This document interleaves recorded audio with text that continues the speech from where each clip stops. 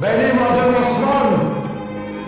Ben bu cihana mührümü basacağım. Tek bir Türk'ün kanı için.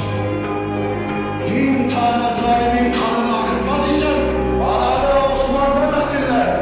Kurtlar kurtlarla, çakallar çakallar. Çakalların hükmü, kurtlar ayağa kalkana kadar. İyi zalimler.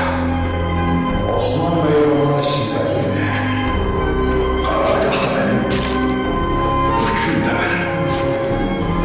Kimin kendisinin düşeceğine kadar ben karar ver. İki cihan nereye gelse sana asla müdahale. Soracağım devletin karşısında hiç kimse duramayacak. Ey gidi olursa yazın ya da ben. Güneyiz var isek İslam davası ayaktadır. Güneyiz var isek mazlumlar için umut vardır diyenlerin devleti.